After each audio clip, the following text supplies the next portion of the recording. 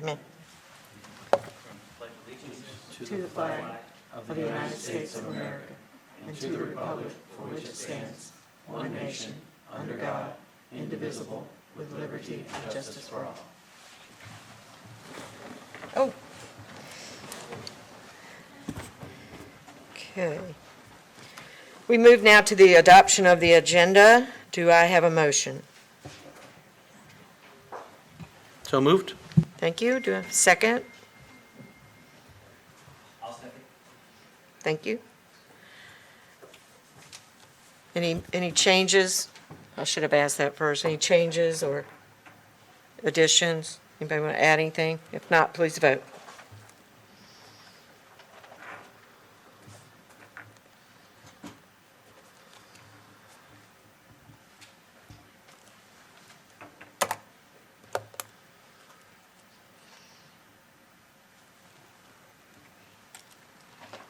Everybody make sure your little button's green or red, whatever.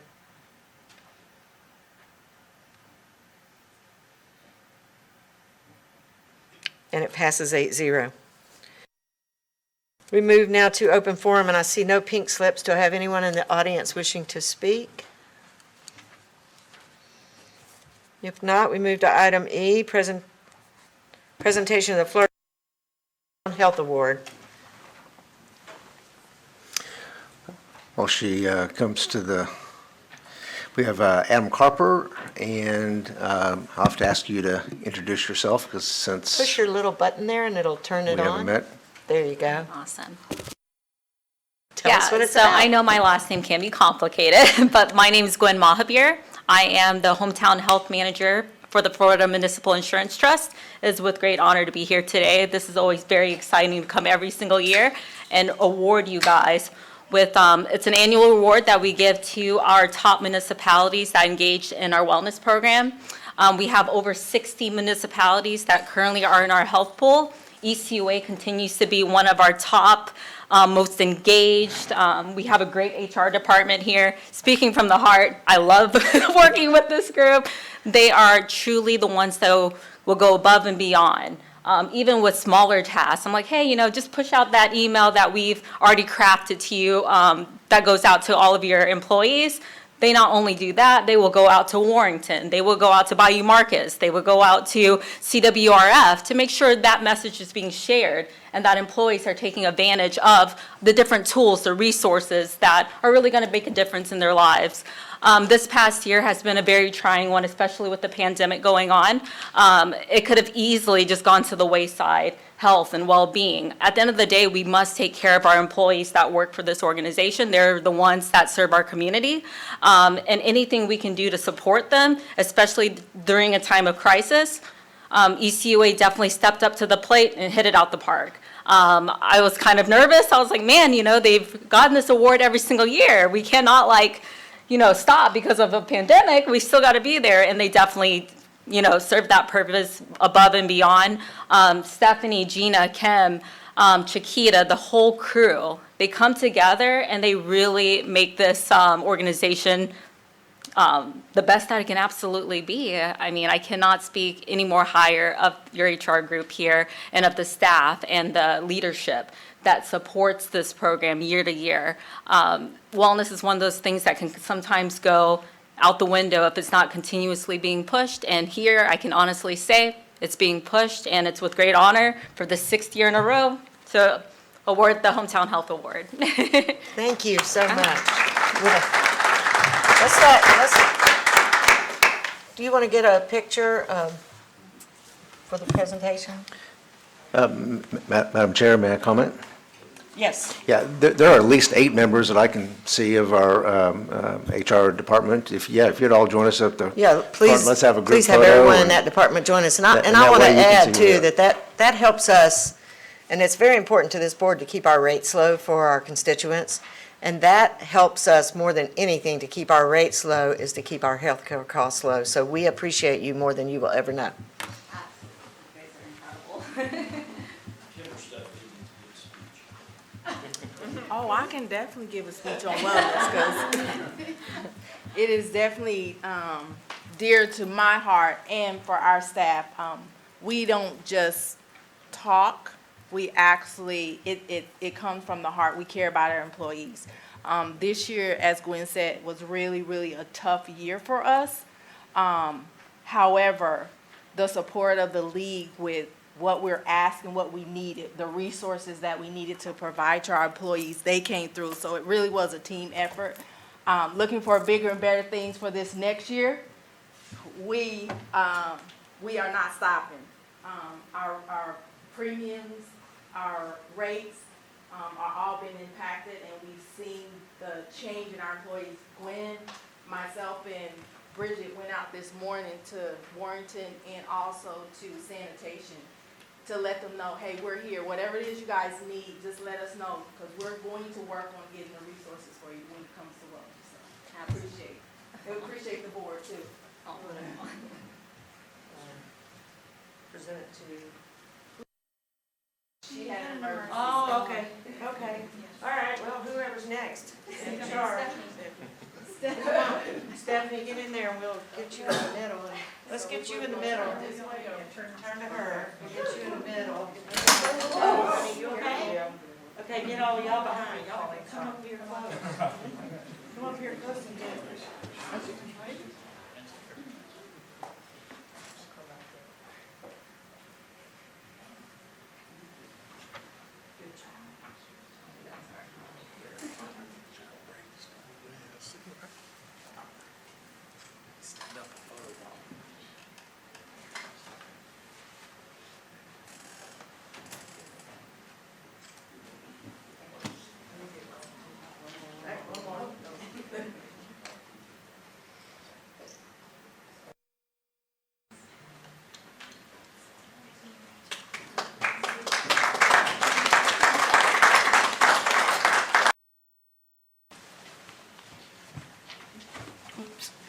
I'm sure.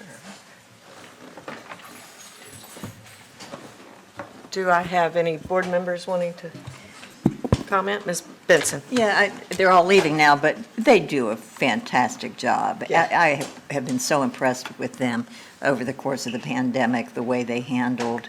It was a difficult time, and they were professional and thorough, and I really do appreciate that department.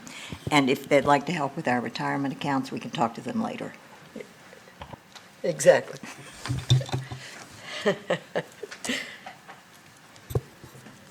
Thank you. We move now to the approval of the minutes on the Citizen Advisory Meeting for May 11th on page 5 and May 18th on page 8.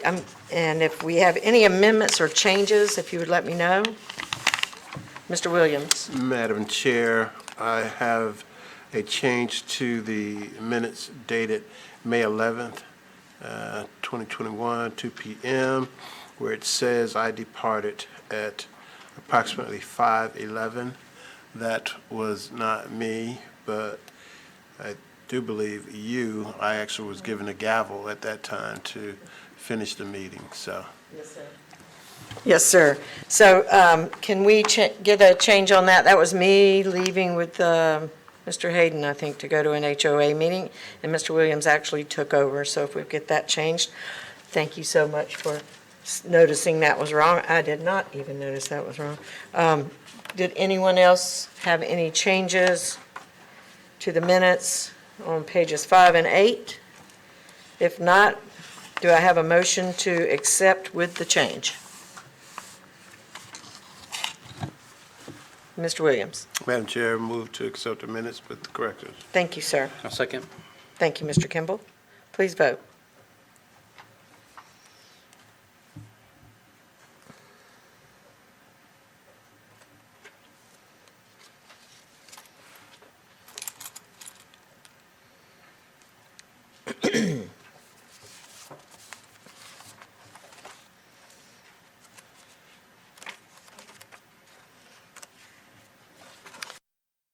Passes 10-0. We had people sneak in while I was out.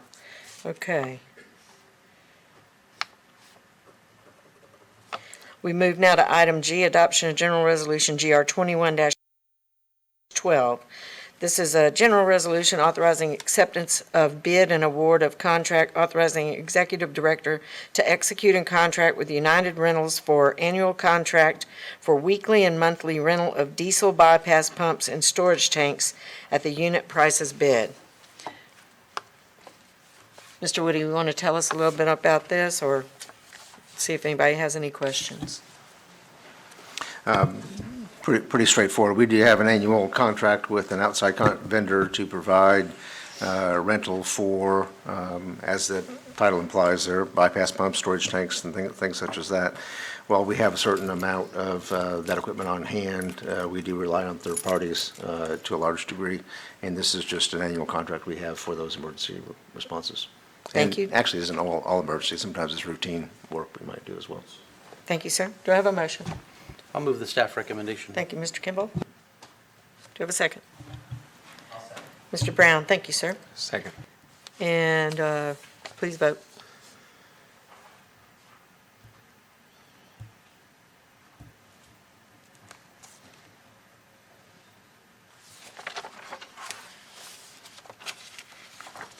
And it passes 10-0. We move now to item H. It's on your agenda, a general resolution authorizing acceptance of bid and awarding contract, authorizing the executive director to execute a contract with Hunter Keystone Peterbilt for one automated side loader and providing an effective date. Do I have a motion to get it on? I'll make a motion that we approve the recommendation. Okay. Have a question. Do I have a second? Second. Thank you, Ms. Benson.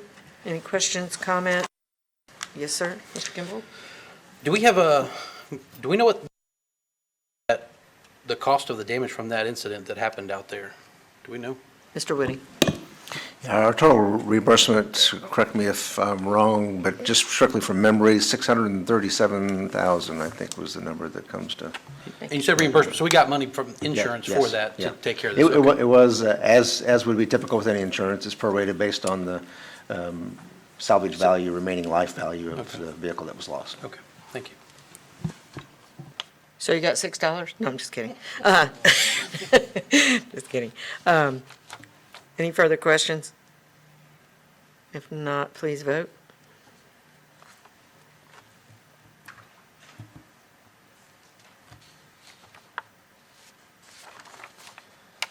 And it passes 10-0. We move now to item I, adoption, it's on page 19 of your agenda, adoption of General Resolution GR 21-41. This is a general resolution authorizing executive director to execute a utility work by highway contractor agreement with the Florida Department of Transportation for cost of sanitary sewer manholes and valve box adjustments on Pace Boulevard, authorizing a transfer and use of project funds for that. Do I have a motion?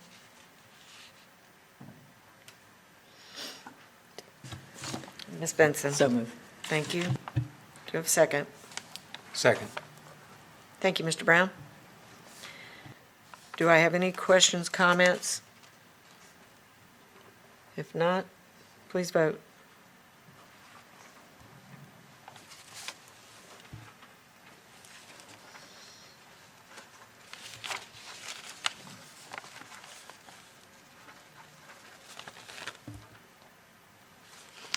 And it We move now to item J, a general resolution authorizing equipment purchase of a new Cummins generator and automatic transfer switch for lift station 37, the Target lift station, in the amount of $231,534.63, utilizing the National Sourcewell contract pricing with Cummins Mid-South LLC, which was the low bidder. So do we have a motion on this item? Mr. I'll Kimball? move the staff recommendation. Thank you, sir. Do I have a second? I have a second to get it on the board, on the floor. Ms. Second. Benson. Thank you, Ms. Benson. And do I have any questions, comments? If not, please vote.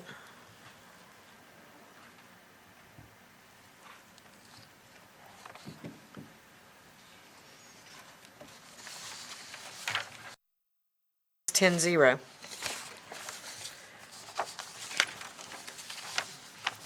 We move now to fiscal year 2022 proposed budget on page 42.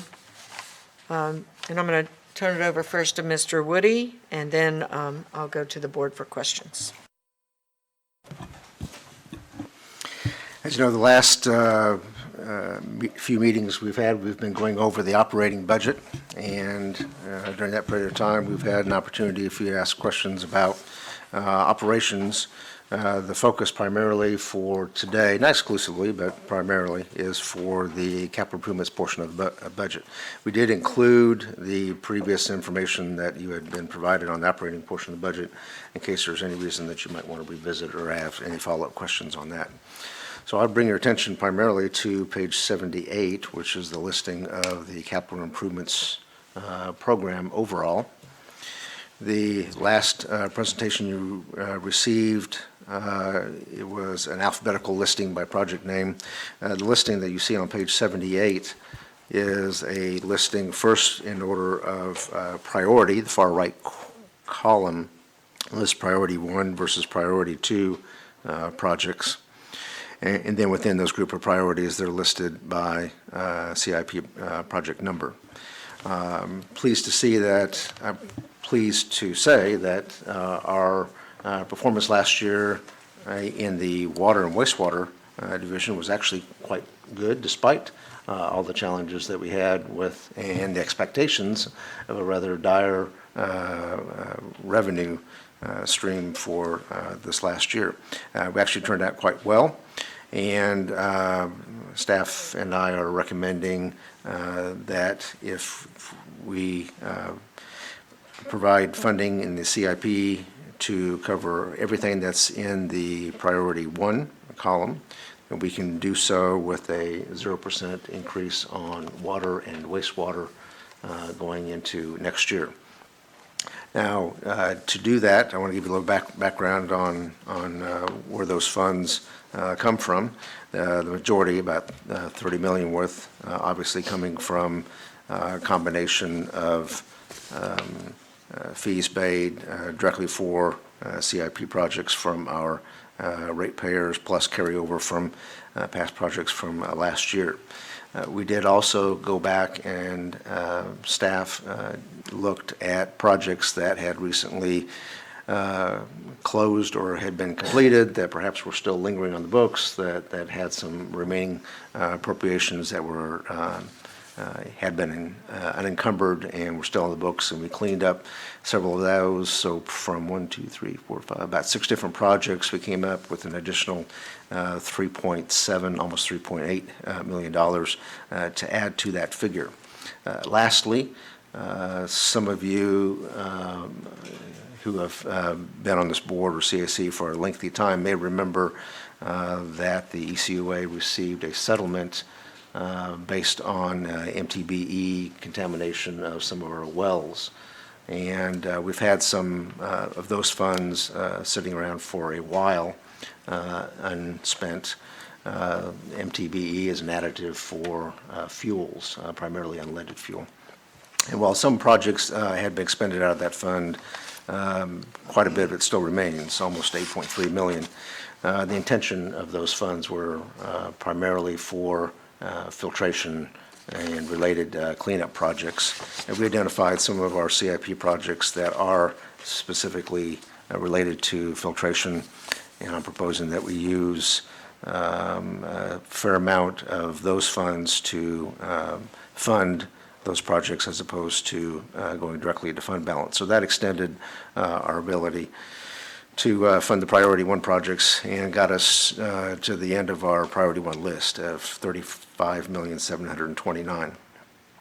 Now, if the board and CAC would like to entertain going beyond what is in the priority 1 list, we could do so, but here are some of the considerations. In order to do so, we would have to raise additional revenue, probably in the form of rates.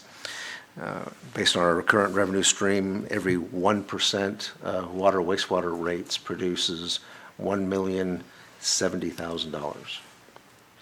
So if we were to go to the bottom of this list, not including the grant project for example, there's another $9,275,000 worth of projects, so that'd be another 8.67 worth of rate change, which I'm not recommending on a couple different reasons. Number one of the projects in that remaining list probably will have to hang over to another year anyway, as anxious as we all are to proceed with the Navy Point Phase 4 project. That project is closely tied with county stormwater project. We are ahead of them on our design compared to where they are with theirs, so they would not be available to match us and for that project to go forward this year, even if we were to fund it. So that immediately drops out of the projects worth considering. So that drops us to a little over 7.4, almost 7.5 million. So that'd be another 7% worth of increase if you wanted to pick up everything in priority 2. Another possibility, of course, certainly would be if you either substituted projects or if you wanted to pursue new initiatives or start other new projects. I will say, as a matter of consideration, though, this board has been working toward this last year, and again, recommended in this year's budget to continue to improve our unrestricted reserves. For many years, our unrestricted reserves at ECUA have been around 3.5 million. This is an organization that has quite a bit of cash, which is good, but in the category of unrestricted reserves, our numbers have been relatively low given the size of our organization. From an accounting perspective, that's an important number because that is the first thing that a potential rating agency or bondholder would look to determine our interest rates for bonding in the future. So 3.5 million is really on the low side. So last year, we concentrated on boosting that. We bumped it another 1 million, got to 4.5 million. The budget that's presented to you today would bump it another million and would get it to 5.5. So it may or may not be worth considering as another alternative as well. Even if you don't tackle on additional projects, you might want to bump it 1% or 2%, recognizing that the CIP, frankly, is up almost 5% at the moment. And you might want to put more money in unrestricted reserves and continue to build that. I would personally like to see it as high as 15. But anyway, it needs to be, I believe, higher than it currently is. Lastly, consideration, the Florida Department of Environmental Protection was blessed with kind of a pass-through from the state legislature for projects that will be for grant money that will turn into projects across the state. And we're looking at opportunities for ECUA to get as much of that money as we can. Broadly speaking, that falls into about 3 categories of what projects that we're interested in. The due date is July 13th or 15th? 15th. And broadly speaking, we're looking at projects that fall into about 3 different categories. One would be some operations and maintenance type projects that we already have budgeted. These grant projects all require a 50% match. So a project like our cast-in-place pipe type projects where we do annually $1 million plus of that, just for round numbers, let's say $1 million of that every year, we'll put in an application for doing $2 million of that. So if we in our budgeted $1 million will be our match. If it's granted, great, we'll do double our usual next year, and if it doesn't, then we proceed with the budget we've already provided, and there won't be a budget impact. So that's one category. Another category are a few projects that would be grant eligible that are far enough along that we can call them shovel ready. That's an important consideration for grant award. Politicians will, at the state level, will have an intense interest in having projects that can be finished quickly, so they can get some political capital after having finished a project, cut a ribbon, things like that. So being shovel-ready are important. We'll apply for a few of those projects at the full value of the construction for the project. If we get a grant award, then we will have obviously saved 50% of what we would have otherwise spent on the project. That'll free up some money to do something else. Third category would be projects that would be above and beyond what we've already planned for. They're a little more challenging probably to get funded. However, if they were granted, those are projects that aren't currently in our budget, and we would have to come up with our 50% match. That would require an additional appropriation. That's something we might be able to get to you on or after the time that we've done our application and do a budget adjustment, or we may wait till the grant comes through and then make the adjustment there. But we need a fund source from which to come up with our match. And the first likely source, obviously, would be unrestricted reserves, which, again, might be a reason we would want to consider contributing to that and continue to build that account. So strictly talking on the water wastewater side, since that's the majority of what all these CIP projects are, that might be a point to do our initial discussions before we then segue over to talk about sanitation. Okay. Yeah, we're going to do wastewater first. Ms. Benson, you have a question? I just have several questions. Okay, if yeah, I might, please. Madam Chairman.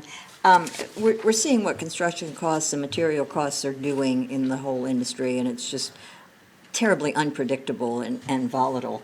Well, it's predictable, it's going up really fast. How confident are we in our cost projections for all of these things in the CIP list? If you want to add anything in particular, one of our exercises on an annual basis is to freshen those numbers up. If we believe there's concerns in particular areas, so we try to update those so you feel comfortable with the numbers we have now are good for the ensuing 12 months. Okay. All of our projects do have a margin of what's the word I'm looking for? Reserve, contingency is the word I'm looking for. Yeah. Thank you, Mr. Hayden. With your Yes, permission. please. We do, as Mr. Woody pointed out, we do include some level of contingency in there in our estimates. We did this year. Yes, our funds may not go as far, but these, some of these items are budget items, so we just go and replace as many feet of pipe as we can, and then what we can't gets pushed over to the next fiscal year. We can't keep chasing prices, but we try to get in range of what we think we can do. As you said, the market is just so volatile. We hope that it will settle down a little bit, but nothing's for sure. The other part isn't just supplies, it's actually labor. Right. And so I would expect some construction contracts to maybe come in slightly higher than we budgeted. But again, if a contractor is, a lot of contractors are busy, the prices are going to go up. If they has some free time and need to keep their workers busy, we'll see some prices go down. So we tried to hit the middle mark there, but we'll just have to see. We did the best we could with our estimates, and we're hoping we get some good prices on construction work around here. Thank you, Mr. Hayden. Ms. And may I Benson, please continue. Yes. Navy Point Phase 4.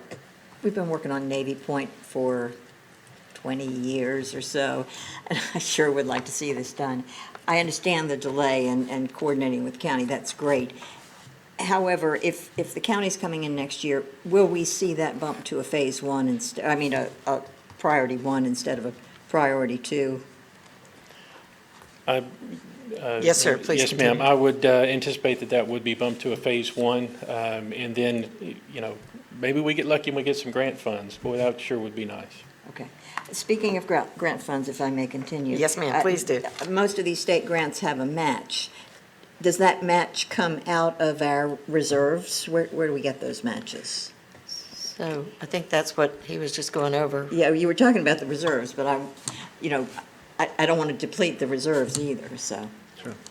Again, it depends which particular project we're talking about. We had probably 3 different categories, Right. two of which from projects that are already funded. We would either take the full amount that we've funded for this year and essentially do twice as much because we Right. have, and use our funded amount as a 50% grant. So that wouldn't require any extra funds to be able to do that. The other category would be projects in which we've fully funded that are project and location specific. We've budgeted the construction costs for. We get a grant award, then we will have saved, 50% of the cost of the project. That actually gives us 50% of the value of that project to spend on something else. So that helps the other direction. The other category, which you're most interested in by your question, is where do we come up with the match money for projects that aren't in the budget? And we need to do one of two things. Either give us a maximum amount that you don't want us to go over, and that'll factor into what projects we apply for next year, or broadly speaking, depend on a certain amount from our unrestricted reserves, and you may want to raise rates 1% or 2% to continue to boost that number. Use that as your savings account for that contingency. Well, if I just might make a Please couple do. of Yep. editorial comments. I'm pretty fiscally conservative, and I don't like raising rates. We did not raise rates last year. And in the past, we have found ourselves in a position where we had several years where rates did not get raised, and suddenly we had to bump them way up. And that's never fun. And, I would be more interested in a small incremental cost of living level rate increase if we could bolster our reserves or even look at a project that's been languishing. At least it's worth discussing, because we didn't raise rates last year. And, I think people understand that we have increased costs. And, as Mr. Stevens has mentioned before, right now, interest rates are so good that we can certainly get extra benefit out there in the marketplace by borrowing. Of course, it's balanced by increased costs out there, labor cost and materials cost, but it's at least we ought to contemplate that. I'm not saying I'm supporting a rate increase, but I am open to that discussion, because I think we would be remiss if we didn't talk about it. Thank you, Ms. That's all. Benson. Thank you, Madam Chairman. Thank you very much. Mr. Woody? On your desk, there is a piece of paper that has a chart on the bottom of it. And for point of reference, it shows the water increases and sanitation rate increases going all the way back to 2015, both in a table form and in a graphical form, so you can kind of see how that trend has been going on. Justin pulled for us the latest CPI for our particular area. Historically, it's been 1.5% to 2%. The current problems we're having with labor, supply chain, and those sorts of issues have really had a dramatic impact on CPI, although I think, this is strictly a personal opinion, I think that'll be a blip. Now, how long that blip lasts is a good question. But right now, for our larger area, CPI is 5%. We haven't seen those numbers in many years. Many years. And if you look specifically at the East, South, Central Division, you get a little closer into our region as opposed to just our quadrant of the United States, that number is actually 7%. So it certainly is up, and I think, I don't think our ratepayers would be at all surprised at something even following what we've had in the recent past. They say a 2% increase. Thank you. Mr. Kimball? Yeah, I would concur with Ms. Benson some. I mean, I think potentially discussing a modest increase to be applied towards either reserves, or if we can get some funding to match other projects. I mean, there's not a whole lot of septic tank abatement on the, you know what I mean? And that's something, I mean, anything we can do. I would think that the DEP would be all about any projects that would be for that, like Navy Point and stuff. I mean, so, any money we can get from them now, I think is a good idea. So if we have some money set aside to match to it, and then if not, it goes towards reserves, I think that's a good idea. Thank you, Mr. Kimball. Any further discussion? I wanted, Mr. Brown? Yeah, I concur also with Ms. Benson. In speaking with the folks over in some of the lower income areas, they've been concerned, the best way I can put it, about upcoming rate increases. And the concern is that it's going to be a large increase. I think it would be much more palatable with them if we do these lower increases and do them now versus waiting another year or two for them to see the impact of what this past year has done. And, a 2+% increase would not bode well. But right now, they do understand because across the board, they can see where those prices for everything is increasing. So they're expecting it, and we've been talking to them about it. I think it's a good discussion to go ahead and have now to do that 1% or something smaller versus waiting another year or two and going big. Thank you, Mr. Brown. I love this discussion because, when I was reading all this, I was thinking the same thing. Mr. Perkins? I know we have unrestricted reserves. What other reserves or contingency accounts do we have? Can I lean on Yes, Justin sir, to Mr. go through Whitty. his list since he has his computer open in front of him?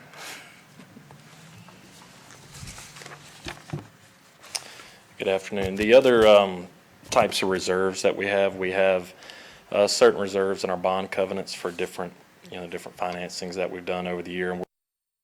And a certain amount reserved for operations and maintenance. I can't remember the exact percentage. I could pull it up in a few minutes, but we have a percentage for operations and maintenance that we have to have reserved. We also have funds reserved for capital improvement projects, that have been funded in prior years that are, either under contract or waiting to go under contract. So those are the two main types of reserves we have other than our unrestricted reserves. Thank you, And Justin. then we have debt service reserves as well that we have to keep to, we typically have to keep at least 1 year's worth of debt service payments in reserve. Thank you. Any further questions or comments, Ms. Benson? Just saw a you couple going more for it. things. How much of this budget is going into I&I this year? Mr. Woody? 8.4 million. That's a number I have right in front of me. 8,400,000. Okay. And so we're on track with where we need to be with that, okay. And maybe I missed it, do we have anything for Brownsville sewer expansion? How are we on track with I Brownsville? believe that's one of our asks, but Mr. Woody? Last year, we asked for 2.5 million from the state legislature through an appropriations. We received 10% of that number, 250,000. That project is currently under design. The balance of that is a likely project for us to be filing for to try to finish in its entirety. We'll ask for it anyway, going forward. Your other question was? No, that's fine. Okay. I assumed that was one of the projects that we would request that DEP. I would certainly hope that if we don't get it through that DEP, that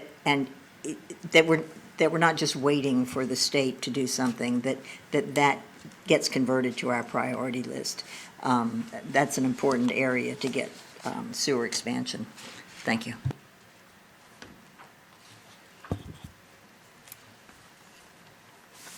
Thank you. I'd like to thank all the comments from the board. I totally agree with the consensus that have said, maybe a small increase now would be better than hitting down the road a large increase, and we could just put it into our unrestricted reserves and use it as we need. We wanted to up our unrestricted reserves more anyway, and then if we do get some grant money, we'll have it available to do those projects that come along. And I think that was definitely one of the projects on that list. So just so the CAC knows, FDEP is in charge of the pot of money that's being granted out. And so by July, we'll be putting in a lot of projects. So we'll know by July, we'll know probably in a couple of months what they're going to fund or not fund, do you think? I wouldn't be overly optimistic. I would bet it would be, they haven't said, Yeah. but I bet it'll be September, October before Okay. we get any grant announcements. So, we would have the money there to use it for those projects if we do get those. And our staff's been working really hard, I know, on a lot of projects for that, so. Mr. Kimball? Are you looking for a motion on something like today, or are we just talking about this today? Sure, we can always entertain a motion. Well, I'd make a motion that we do a 1.5% increase for those funds to be used towards matching grants, or if not, to go towards the unrestricted reserves. Just to Thank you, start the Mr. Kimball. conversation. Mr. Woody? Just for a little more clarification, it sounds like there were kind of two things in there.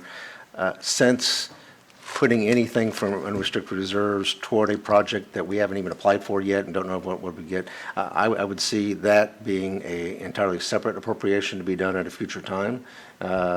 So if you would be willing to consider it, I'd recommend maybe that your motion just be 1.5% with the extra revenue put to unrestricted reserves, and then we would bring back to you for entirely separate action, any consideration for appropriating those funds toward any projects. Fair enough. I'm happy to make that change. Thank you.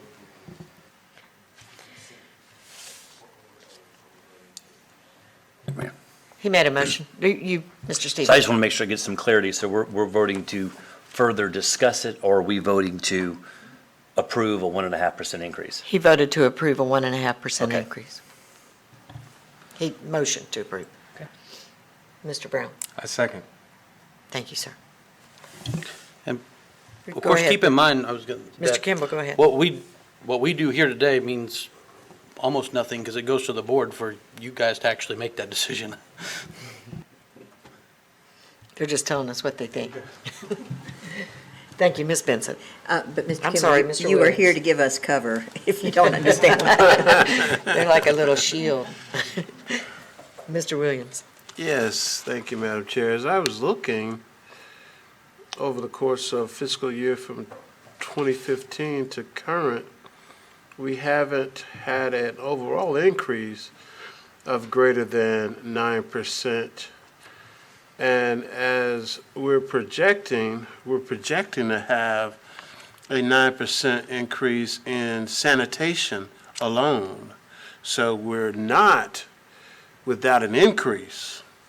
We're just going over water and wastewater right now. We'll go over sanitation after. And I guess my comments are in totality about the increase in ratepayers' monies for the course of the upcoming fiscal year. So for that reason, I would like us not to raise rates, because when we get to talking about sanitation, we will raise rates considerably more than we have in any recorded time in the last 7 or 8 years. So it's not without a rate increase that we're projecting. And if we can have a discussion, the discussion for me would be, why is there such a significant rate increase for sanitation? We're talking about water, Yes, wastewater now, ma'am. but we will get to that, I When that promise. time comes. Yes, sir. Ms. Benson? Yeah, if I could just respond, though. Yes, ma'am. Because sometimes percentage is a misleading number. You know, our sanitation rate to go up 9% is how much? $1. Yeah, 67, it I is think. not a significant amount of money, even though the 9% sounds big, whereas 1.5% on your sewer bill is a lot more than that. So you just kind of have to put it in that context. You know, I think since we have essentially a firewall between the water and wastewater and sanitation, that it's appropriate to just look at sanitation as an overall entity. In looking at the history of the water and sewer rate increases, you know, for a while we were going at 2.5%, 3% for a while, and then we've been flat. And I think last year, it was very important not to have a rate increase during COVID. That was absolutely critical. I could see a tolerance for as much as 2.5%. I'd like to look at what that would do to our reserves, what we could fund with that, rather than just sort of picking 2.5% out of a hat. If we could get that information, depending on what we do here, before the board meeting. Thank you for saying that. And before she you answered Mr. Woody. I was going to also ask, what would be the percentage needed for the not budgeted capital improvements that we're asking for? I don't know if you know that right off the top of your head, but if you could, the ones that are not budgeted, so we know the ones that are budgeted and the shovel-ready, but the ones that are not budgeted, what, that we're asking for, if we knew that, if we knew that amount so that we could know what half of that is. Don't include Mr. Piscopo's $7 million ask for the biomarkers plant. Sorry, had to pick on you. But, you know, if we could know how much. Sure, in some quick round numbers, the items that are down there in category 2, if I don't include the Navy Point project, since it can't be matched with the county next year, there's $7,475,000, which by itself would be a 7% increase. I will say, if you were to raise rates by 2.5%, that would create an additional $2,675,000 in revenue. If those funds were in their entirety used to match projects grant awarded by the state, that would provide $5,330,000 worth of projects. Just to kind of give that some scale. Thank you. So, do we have any, Mr. Williams? Yes, ma'am. Thank you, Madam Chair. I don't see on the list of priorities, and perhaps somebody can help me, Mr. Woody, or is the Brownsville project for sewer. Stacy's going to come. Stacy's going to come and explain it. May I add a comment while he comes to? Yes, sir. You printed for me, and I came downstairs without my list. I don't know if you have the list of the projects we already have in the pipeline, if that's what you're going to present or talk about. Yes. Yes, Ma'am, please go. sir. We do have $250,000 in grant funds for Brown sewer expansion project. We also have another $675,000 that we budgeted for in previous years that we're going to combine with the $250,000 and make that money go as far as we can. So it's not just a $250,000 project, it's closer to $900,000. I don't see it list. Which one is it on the list? So it's previously, it was previously budgeted. We don't have any more budgeted for this coming fiscal year. So these are all previously budgeted dollars. That's why it's not on this list. Okay. So, Mr. Williams, that would be one of the projects that if FDEP said, yeah, here's the grant money for Brownsville, if we had that 2.5 in reserves, then we could match it, because when they give that grant, they expect us to pay the half of the project, so if we don't pay half, then we don't get it. So if we put some in restricted reserves, unrestricted reserves, then we would have it there if they approve the project. But we're going to them by July 15th with that project, and many others. Question, Mayor. Yes, sir. Yes. How much does it cost to complete the project? We're still putting together those dollar figures, but it's going to be, I don't want to give out a number right now because it's a rather large number. We are not just looking at Brownsville community, we're looking system-wide. So there are several CRA, community redevelopment projects that we're trying to coordinate with the county on. There are projects that may make more sense environmentally speaking because they're close to the water, have failing septic tanks that are more on the Department of Health's priority list. So we're taking a look at all of those projects, trying to figure out which ones will have the most probability of getting funded through the grant program. I will say that Brownsville is one, Airway Stockdale is another one that, yes, we've got some funding for it, but rather than having to split it up into phases to get it done, if we can get some grant funds, we can go ahead and do the whole thing. There are projects, again, there are projects spread throughout the service area. And we're meeting with the county, trying to schedule something this week to meet with the county so we can prioritize all of our projects. That way, if they have a project that they can participate with us, going to the state and saying, hey, we are working with the county to do some stormwater drainage at the same time, we stand a better chance of getting that project funded through grant funds. Thank you. Mr. Williams? Me? Yeah. Okay, thank you. So I guess my concern as we go forward is, as we're talking about, again, increasing rates, that we have money designated for projects that we are talking about with that money, even if we don't get money from FDEP or Florida Health. So how can when I'm voting, know that those things that concern board members, me in particular, are included?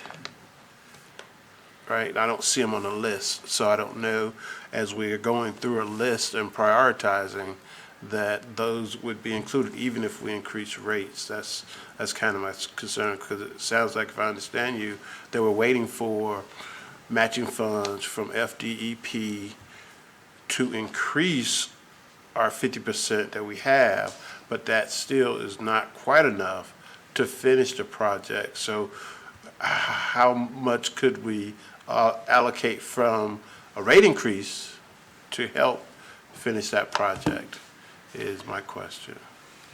Frankly, I'm not able to answer that question. That would have to be a decision made by the board members, and I'm sorry, I need to probably let Mr. Woody respond. Okay, so that's a good question. I didn't mean to interrupt you, I just That's wanted okay, to Mr. Woody. make sure I got a chance after we were done. Go ahead. That was part of the discussion, or what I was trying to convey earlier. Basically, we'll be applying for grants that fall broadly into one of three different categories, the first two of which would use projects that are already in our either operations budget or on our CIP list, and therefore funds are already appropriated for the 50% match, and you don't have to concern with further appropriations. If we get those, that just means the project goes further, or we've saved half of what we would otherwise paid. The third category is the category that you're asking about. Those are projects that we know we'd like to do. We'd like to apply for funds. We haven't specifically appropriated funds for those projects yet, and we are currently putting together that list and need your blessing, certainly, because I don't want to submit anything to the state that I don't have your blessing on as being, number one, a priority, and number two, willing and able to fund our match. Now, going back to the discussion about increasing rates, I'll use the 2.5% number only because that was still in my calculator at the moment. If we raised rates 2.5%, and that was used for 50% match, that would produce $5,350,000 worth of construction cost. That could either be several small projects, one medium-sized project, and most of one large project, maybe, if that's fair to say.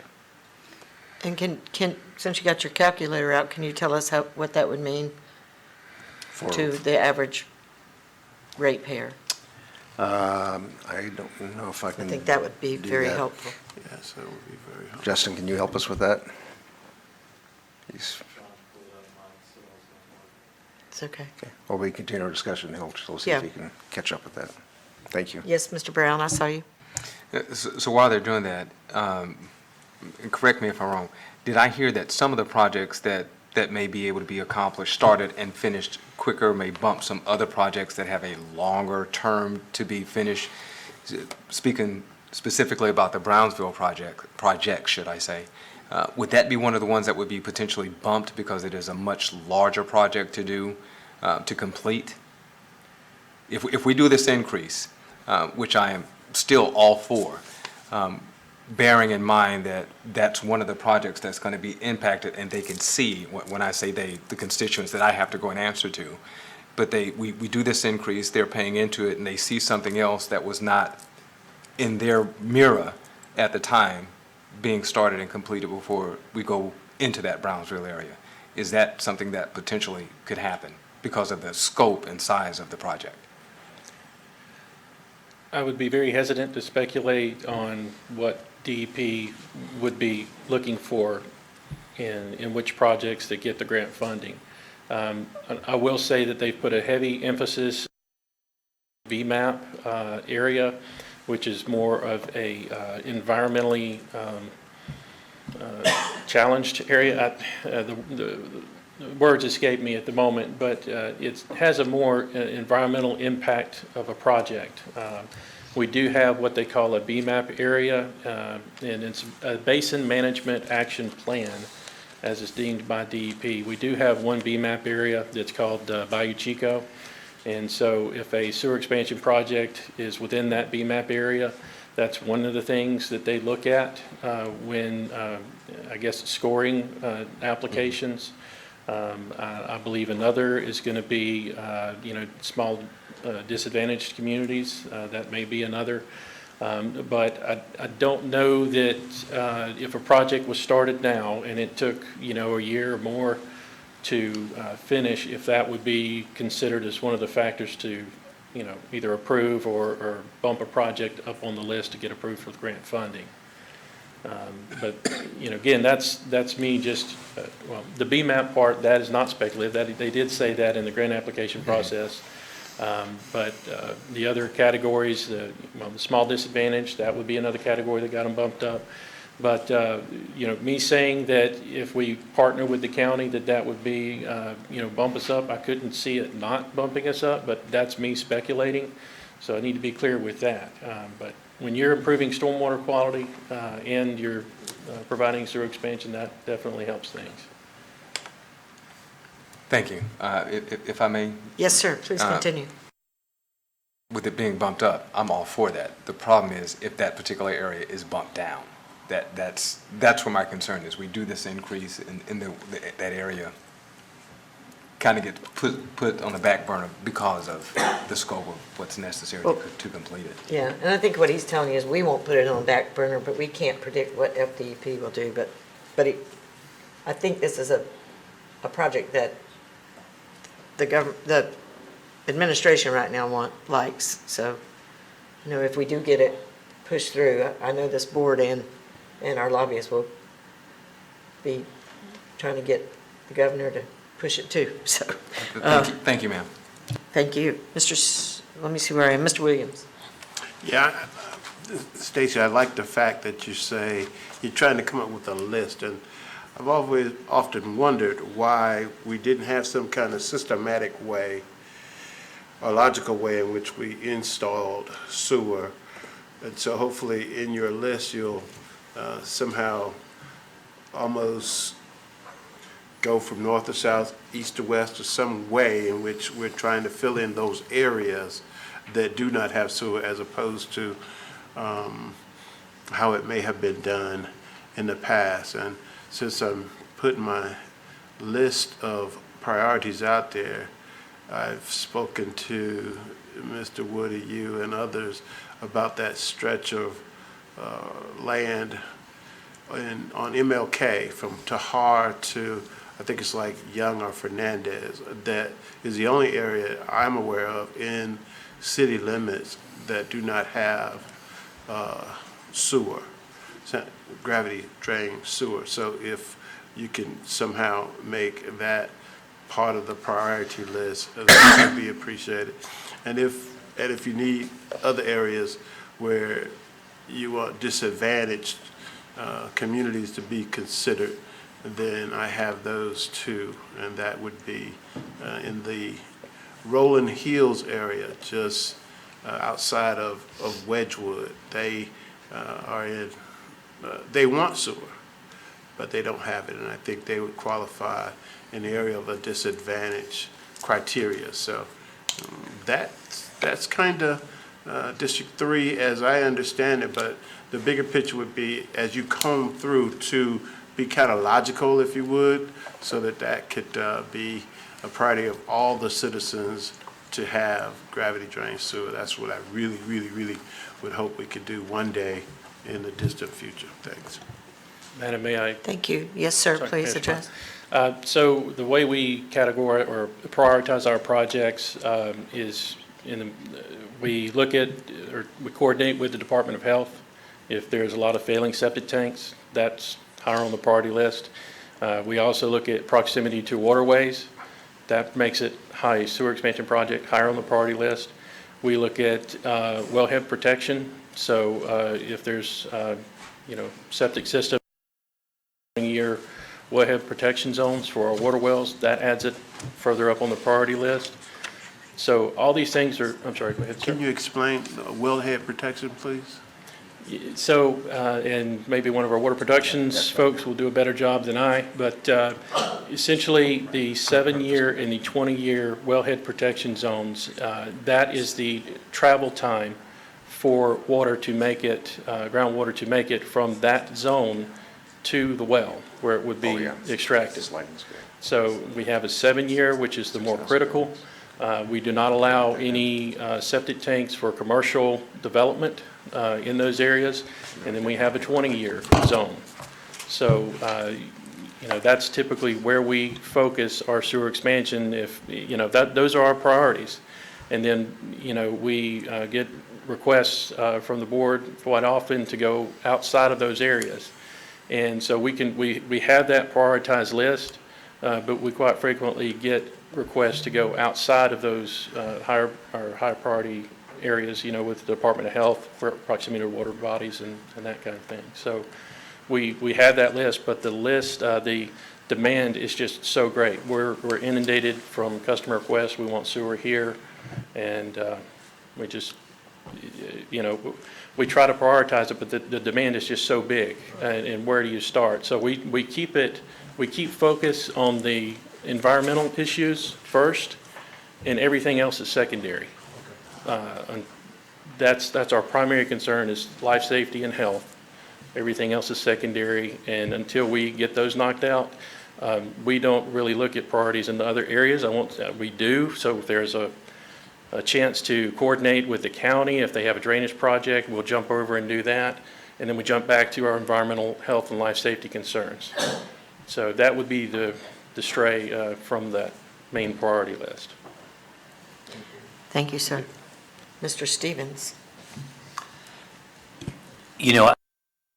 The general consensus of some of myself and some of the other CAC members is, how do we, if, and the operative word there is if, anyone chooses to vote for a rate increase, it's, what can we go back to our constituents and say, we've opted for 2%, 1.5%, whatever it is, and here's what you're getting for it, right? And what I'm hearing you say is there's no definitive, and it's not you, there's no definitive way to say if we move this, we increase it 2.5%, we're going to get any of these projects done, because it's a crapshoot, because it's not our call. We're DEP, so we can vote for an increase and still not, and again, not saying a rate increase is not merited, but and we can still not get any of these projects, as Mr. Williams would say, near and dear to our heart, done, approved. So I go back to, is there a way? And Mr. Williams referenced the Brownsville project or any other project. And we've already got, I think, $250,000 allotted for that. We've got a previous grant. Remember? Okay. So, is there a way to, have a couple of these projects that are a high priority to some of us, the board members and our community members, and say, we're going to allot so much money and put into the proverbial pool and say, okay, we're going to put in $100,000 or $200,000, whatever each one of these, and that's going to go towards funding these projects. And then when we do get, or when and if we get this grant money, then we're a percentage of the way already there. I know that's not anything you can that you can make a call on, but I don't know how viable that would be. And that may be a Mr. Woody question, but as we could say, hey, these are a couple projects here's what we've got in the kitty, proverbial kitty. We got $250,000 for the Brownsville project. So in this increased budget, something we can determine is we're going to allot another $100,000, $200,000, whatever, to go in that allotted for that project, and then we've actually got something to show for perhaps a rate increase. So that was just a off-the-cuff suggestion / question.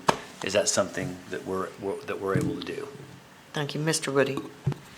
I'm going to do my best to try to answer what I heard was about 4 different questions amongst that back and forth discussion. So in the relative order that I heard them and wrote notes about them, Mr. Brown, you asked about the impact to the typical ratepayer for water and sewer. And again, I'm continuing to use that 2.5% number only because that's the number we've been throwing out quite a bit. The typical customer uses about 6,000 gallons. Some use more, some use less, but I'm going to base these numbers based on a usage of 6,000 gallons, which is the average. Right now, based on 6,000 gallons, your water bill is about $28.30. If you increased it 2.5%, that'd be an additional 71 cents. So, Your sewer right now is about $14.09. And if we increased it 2.5%, that'd be an additional 35 cents. Combine those, that's $1.06. thank you, Mr. Woody. That was my question. So that was one question. Mr. Williams, if there's any questions on that. Mr. Williams was making some comments with Stacy a bit ago about concerns about putting together lists that show logical development of the wastewater system. When you ask that question to engineers, they say, oh, that would be wonderful. That's how it should have been done in the first place. Unfortunately, in 1981, we inherited a very hodgepodge system that was owned by several different jurisdictions, each in their own geographic area, each with different topographies. The policies historically were much more liberal in terms of whether they did or didn't require developers to install gravity sewer systems versus septic tanks. It pretty much left it up to developers, and whichever one financially was more appealing to that particular developer, that's what got installed. So we are looking at a 5,000-piece puzzle with missing pieces all over the place, so islands of area that aren't sewered. Ideally, if money was no object, we would start at the bottom of every watershed, calculate what we need for the entire watershed, and we would march our way up the watershed and do that kind of development. But the reality is there is so much need, and our governance system is set up such that we have elected officials who need to be responsive to needs and desires like you mentioned on MLK that are legitimate, but maybe in the middle of a watershed instead of the next logical place downstream. So we got to fill in the blanks, and those things plus odd topography are the reason we have 400 pump stations in this community. Kind of crazy. A lot of that's topography, but a lot of it is also because of the hodgepodge nature of development. So we will always try to be as objective as we possibly can, but we have to layer in environmental concerns, political priorities, grant opportunities when they occasionally pop up, all kinds of things that have influence over those decisions. Third item I'd like to comment on, the grant award process. Sometimes granting agencies will be very good about telling you the basis upon which they determine who's going to get award or not. They'll specifically say you get so many points for this and so many points for that. If you submit a project that has a higher grant or higher match program, we'll give you more funds, et cetera, or more consideration. If it's shovel ready, we'll give you more consideration, all those sorts of things. This particular program came together really, really quick. There wasn't a whole lot of guidance given from the legislature to FDEP. They're kind of running with it as quickly as they can. Our best clues are some of the leading questions they have on their application program. And a lot of those are environmentally based. How many pounds of nitrogen, phosphorus, et cetera, is your project going to take out of what would otherwise go to the environment? So those are some of the leading things. So we're going to try to submit applications and projects that we think will grant the greatest amount of consideration. But until they're granted, or unless we get more information, it's a little bit of a gamble. we're going to do a shotgun approach and ask for as much as we think we can and hope that we can get back some good results. As far as what we spend the money on, whether it's 1.5% or 2.5%, now I'm back to Board Member Stevens' question. You having the need to tell your constituents, what is this rate increase going to get? I would encourage you, if you're to go forward with it, to say that first and foremost, we're applying to the state to try to double that money and bring some state money back to our area and try to make our collective money go further on capital projects. But even if none of that is successful, that we do have other projects on our list, capital projects that we can go forward with. If you would want to give yourself a comfort level by actually picking some of those off the list now, that's one opportunity. 2.5%, if you have to spend 100% of it on with no grant money, that's $2,675,000. So you can pick up 2, maybe 3 projects here, depending on which ones you're interested in. Hopefully, obviously, we're wanting to double our money if we can. Or more. Thank you. Ms. Benson? Thank you. For as long as I've been on this board, we have not played what Escambia County used to play years ago in dirt road politics. We didn't just say, I want this for my district, and this. We've been respectful to the process that Stacy has outlined for prioritizing things. Having said that, Brownsville is important to this board. The previous board expressed our support for Brownsville septic to sewer. We think it's important for the community as a whole. We thought it was important enough to make it a priority to our legislative delegation and to our lobbyists, and we have been awarded state money for it. So the state has a vested interest in that. And I think it's appropriate for us to name the Brownsville project in any rate increase that we contemplate. I don't think we should just line item we're going to raise 2.5%, we're going to do this, this, this, and this. I think that would be a mistake. But I'm sort of hearing where Mr. Stevens is going as well. So I would like to offer a substitute motion, if I may, that we approve a 2.5% rate increase and that no less than 0.5 million be designated for the Brownsville sewer expansion. We can always go for more, but we want to set aside that because this board's committed to it. And that's my motion, Madam Chair. Thank you. Do I have a second? I'd like to second that. Thank you, Mr. Kirschner. Mr. Brown, did you have a question? No, I was going to second. I just didn't want to seem too overeager. Thank you. And I would just like to say, we're going to have to vote in a minute, but I don't see any other lights on. And I would just like to say that if you add, I know that Mr. Williams is worried about the sanitation raise as well, but if you add the sanitation raise that's on the table today that we're going to talk about after this, and you add this $1.06, it's $2.81, which is less than the price of a Happy Meal to the average ratepayer. And I think it's important to keep the number, and I like what Ms. Benson said, is keep the dollar figure in mind versus when you say, well, I'm going to raise your rates, the percentage, because the percentage sounds high to people when you go out there. But when you say, hey, we're going to raise your rate less than the price of a Happy Meal, and we may get some funding we're going to dedicate some of that funding to Brownsville and this and that. And here's a whole list of things you can go tell them you're going to do with that money, Mr. Stevens. There's a whole list of the things that we're going to do. So, and dedicate some of it to our Brownsville project. I think that would be great.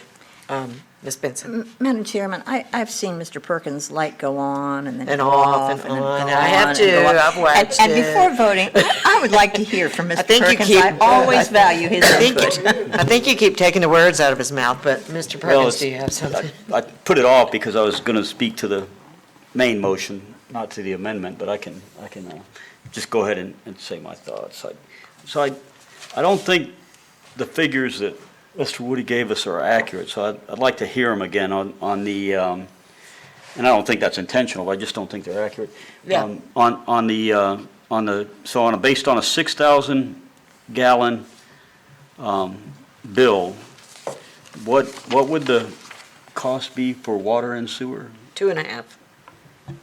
at 2.5%? Yeah, what would that entail? The numbers that I stated earlier, based on 6,000 gallon consumption, right now, your water bill would be $28.30. It would go up an additional 71 cents.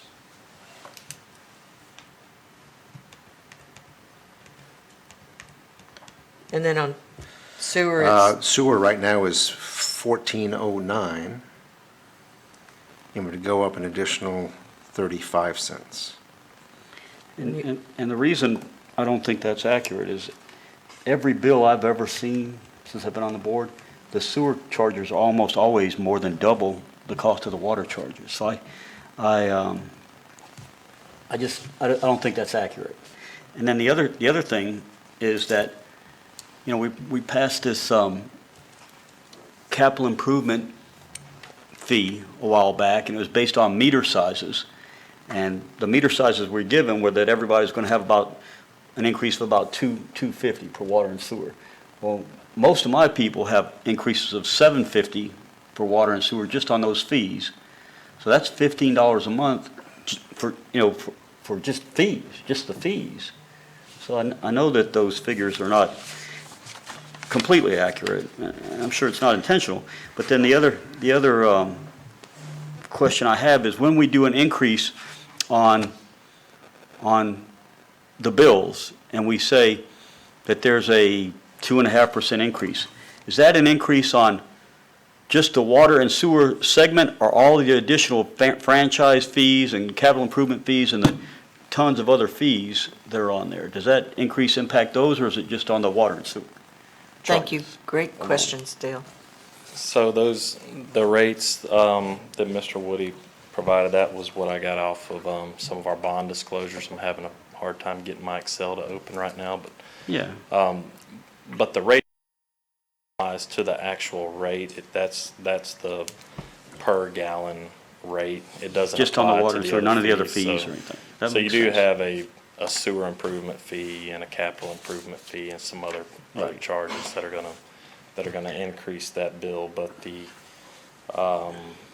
that 6,000 gallons, that's actually a minimum charge on the sewer. So whatever your usage would be, that amount would go up. It's, let's see, that's water there. It is $7.88 per thousand on your gallons in addition to the minimum charge. Oh, in addition to the minimum charge. Right. I see. So depending on your usage, That's why the sewer is a your- lot higher. Yeah, your sewer could be higher, so. Yeah. So long story So short. it won't is- be $1.06 then? Yeah, it would depend on the usage. Yes, so long- That was just for the average. Yeah, so long story short, is I don't think the numbers that we're basing our decision on are real accurate. They might need a little refining, just so everybody knows kind of exactly what they're voting on. And my feeling is, kind of torn on this, but my feeling is I am in favor of going with the staff of the 0% rate increase for water and sewer and the 175 for sanitation. And I think that the 175 for sanitation is clearly needed and clearly demonstrated, even though it's 9%, which, people play with numbers. When you run for reelection, they're going to say, and he increased your sewer, your garbage rate 9%, And the truth is, most of my people in my district get city sanitation, and they pay $5 more a month anyways than what we pay. And they don't get bulk items picked up like we do. So, it's just something to play with. I'm fine taking that criticism that, hey, he increased your rates 9% on sanitation, because I know what we needed and what's entailed and how much it really is. It's $1.75 and it's necessary. We're not going to be able to provide the services if we don't do that rate increase. It's got to be done. Now, the water and sewer, otherwise, we're still continuing to build our reserves. Yes, it's only another $1 million, but we're slowly building our reserves. I think that's responsible. And we are not staying flat. We are getting additional revenue because of our growth. So that's why the staff's able to bring us this budget, with hard work. And so I think it's reasonable. And it's nice to be able to say, hey, we didn't increase your water and sewer rates 2 years in a row. That's nice. And I think that we can do just fine on our budget with that. Now, the flip side of that is that I think we should spend every dime possible on matching funds from any state FDEP project. So if they're going to give us $50 million and we need to raise $25 million, I think we do it. I say go for it. I like BOGOs, buy one, get ones. And so we can do that, but we're kind of betting on the come on that, and what I think, and it's not the only time we can address rates throughout the year. If we have to, and we see that we're getting a big appropriation from FDEP, we can meet as a board and say, hey, we want to raise these matching funds, and we're going to do this to rates to make that happen. Mm-hmm. We can do that. And so I would be more inclined to go with the, I know everybody's heart's in the right place and doing what they think is right, and you really can't argue with it. It's not a bad idea to have that extra money in unrestricted reserves, just in case. But personally, I would rather see us go with the 0% rate increase for water and sewer, do the undeniably justified, $1.75 in sanitation. Nobody likes it, but we're just not going to be able to provide the services at the level we need to provide them for if we don't do it. And then, keep our hand on our pistol in case the state says, hey, yeah, we're going to give you a big windfall, and then fund that appropriately if needed. I think would be the best course of action. The other thing is that sometimes, and Mr. Williams was asking about the Brownsville project, I think that's a high priority for us too. And so sometimes we've got that partially funded. It sounds like about close to $1 million. It's $2.5 million for the part we were looking for. And so we've got that funded in the 2020 budget, and it's not in there in the 2021 budget. And the logical question would be why, But the answer is that sometimes due to timeframes, there's only a certain amount we can get done on a project.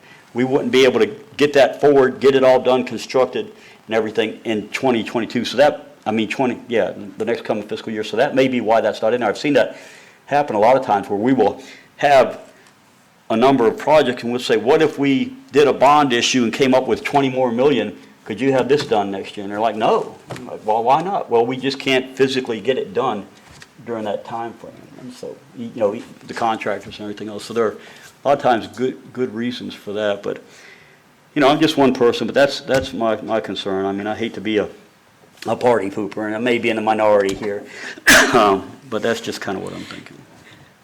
Thank you, Mr. Perkins. Mr. Stevens. So, Sorry, I asked. no, well, and I want to make sure what you started. that I understand the amendment, Ms. Benson. So if I understood you correctly, it was, 2.5%, but would include a minimum, did you say 5 million? 0.5 million. What's that? 500,000. 500,000. Okay, you said 500, because I was like, Yeah, okay, it was- well, that's Yeah. that's a big And number. it was a substitute motion. Okay, Yeah. well, that's a big dip, well, the 500,000, the 5 million, that's a significant, okay.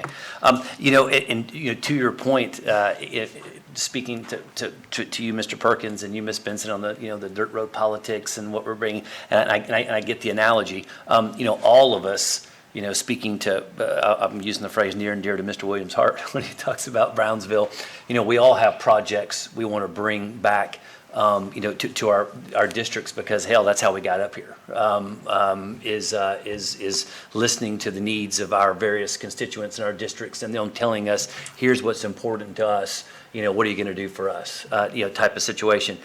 And then working in the context of what we can and cannot do. I personally would like to bring sewer up 29. Although right down 29, We're just past Jimmy's Grill.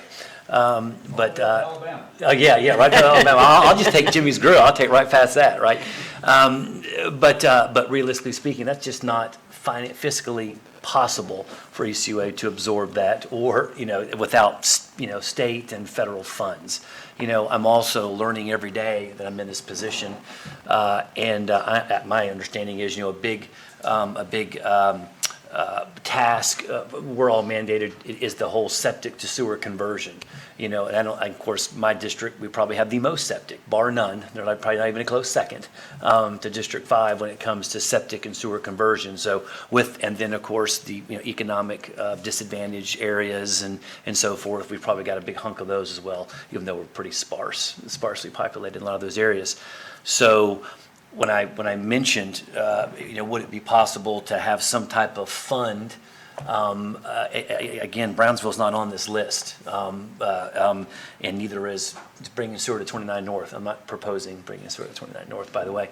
But is we've got some projects that fit the criteria of, septic to sewer conversion, near a waterway, things of that nature that we have a relative expectation of getting some state and federal matching funds, and it may not be on this list. There may be projects near and dear to our constituents' hearts in our prospective areas, and can we come up with some of those and then allot a certain amount of money? So we've got X amount of money for Brownsville, X amount of money for this, X amount for that, and then get staff's recommendation, because I don't want to propose something that you're just like, look, Mr. Stevens, love you, appreciate you, not a chance in hell that's getting matched or funded, but based on the criteria that we've given you, and then you may say the same thing to one of the other board members, CSC members, based on the criteria that we've given you, there's a relative expectation, hell, I'll take 50-50, that we could probably get some state or matching funds for that project. So maybe identifying some of that,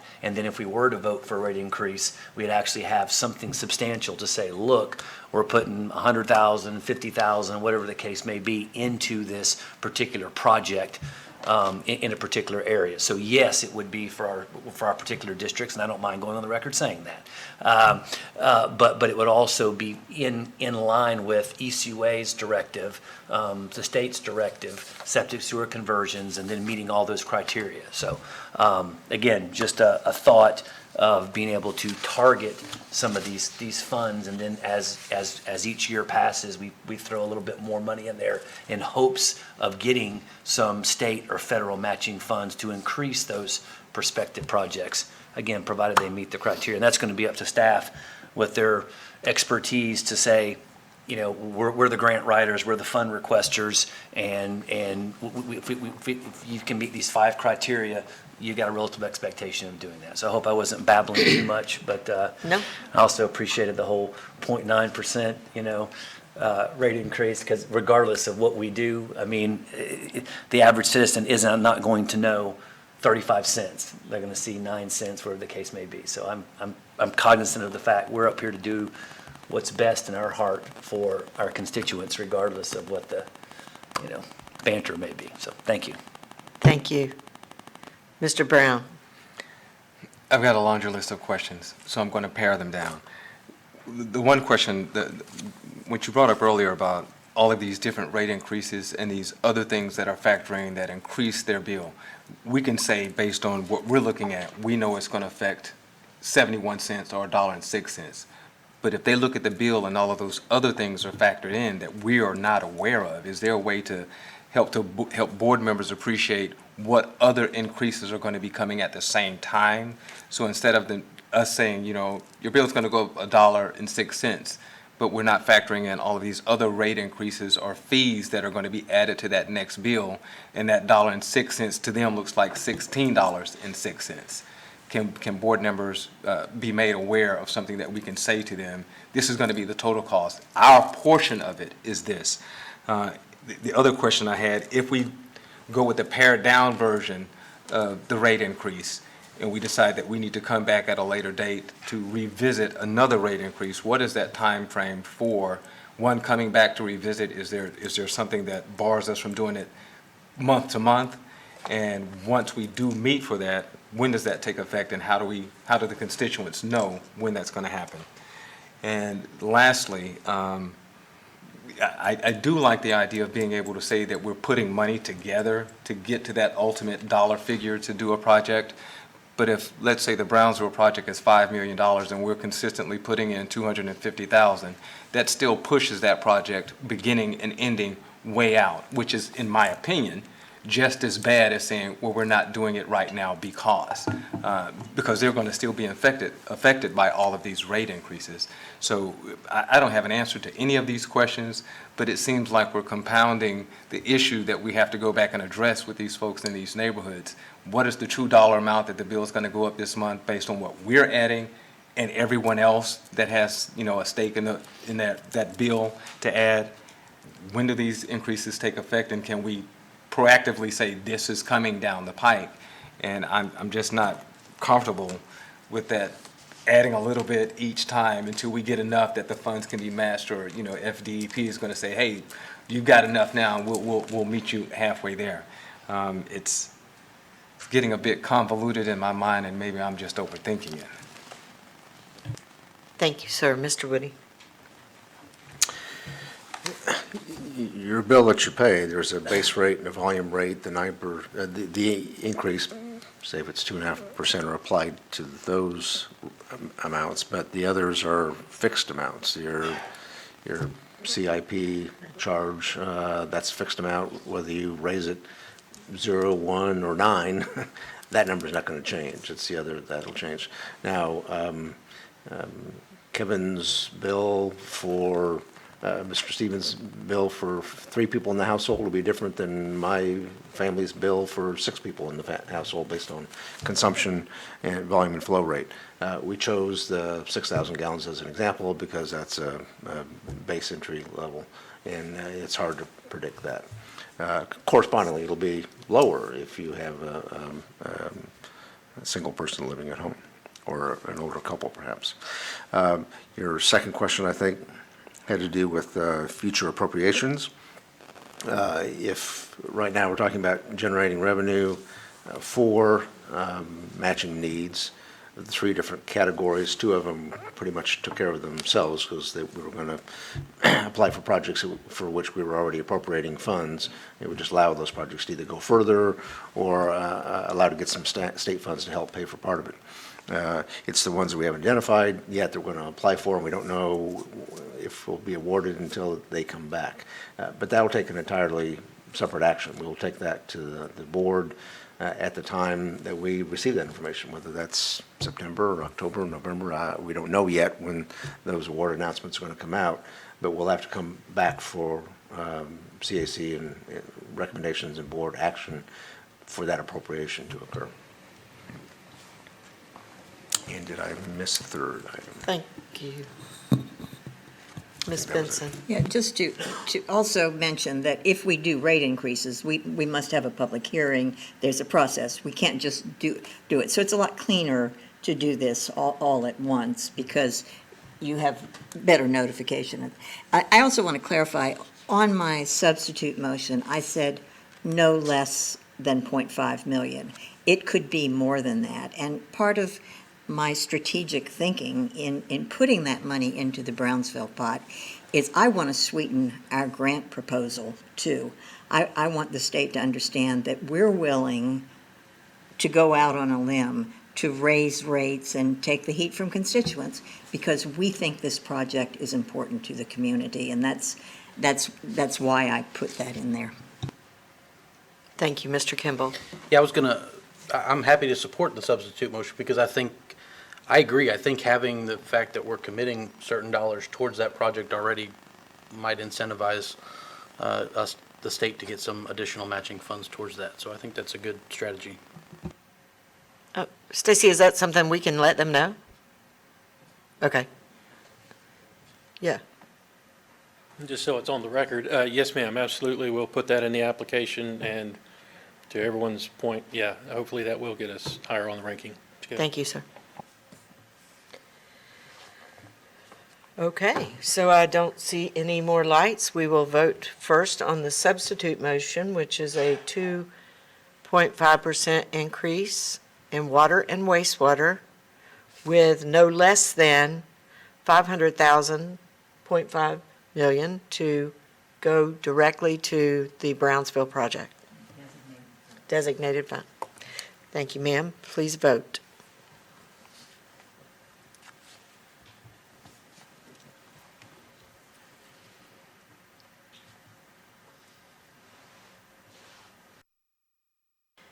And it passes 8 to 2.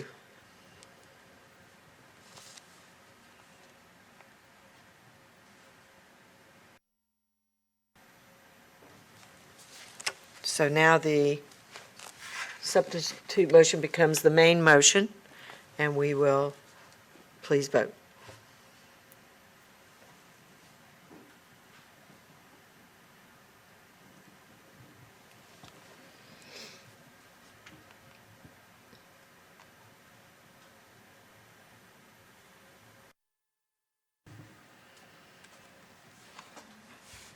Thank you, and it passes 8-2.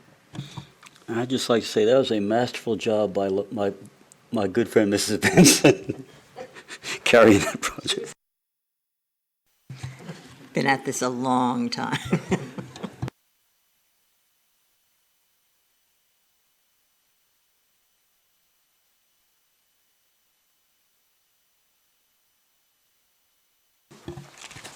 I'm sorry, Mr. Woody? The other page that's on your, it's on your desk in front of you, has essentially two parts to it. The first part is a listing of what staff would propose to use additional revenue from a 9% increase. 9% is a big number, and we were concerned that CAC and board members have a item-by-item understanding of what those are, so that you would, so that as you went through any dialogue, whether it's supporting it and explaining it to your constituents, or during the dialogue, if you think some of those have more or less merit and wanted to make any adjustments, you'd have some feel for what each component part is. And then at the bottom of the page, to kind of get ahead of the questions that came up during our water discussion, if 9% were granted, you can see a listing there of what the impacts would be for our four largest revenue sources, which is a typical residential service of with a 90-gallon container. Of course, we also provide senior service and lifeline rates as well. There's a whole other page and a half of commercial rates, et cetera, but we figured that was way too much volume to really wade through. So going back up to the top, we do have Mr. Randy Rudd, our Deputy Executive Director for Shared Services here as well. So if I don't give enough emphasis to a particular point or need to have something corrected, don't be shy to wave a red flag, Randy. Starting up the top, I would say the one overlying comment for all this is the cost of doing business continues to rise, and we have not kept up with the cost of doing business for many, many years, even before I came here. I think one of the first conversations Randy and I had when I first came was that I believe you were seriously underfunded in the sanitation department. So actually, well, now he's up here, why don't I just turn it over to you, Randy? You can explain these components parts better than I can, if that's okay with you, Madam Chair. Thank you. Yes, sir. Okay. As Mr. Woody described, the cost of providing our services continue to go up. Our biggest cost centers are labor and equipment repair and disposal. Those are the biggest parts of the sanitation budget. Y'all are aware of the labor issues we're having. We had lengthy discussions with those, and this does include a increase in labor. But some of these other items, the containers for commercial, a lot of that is the cost of steel has gone up dramatically. So we have to replace dumpsters and roll-off containers, so there's an increase in that. Cost of vehicles has gone up, so that's the reason for the increase in commercial vehicle replacement.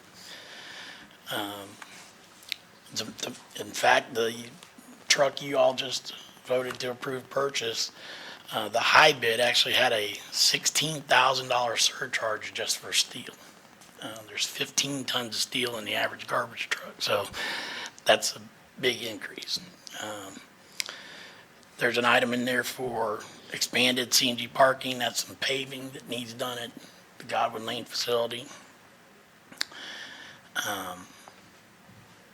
The administrative field audit, what we'd like to do is basically confirm that we're billing everyone for their proper service level.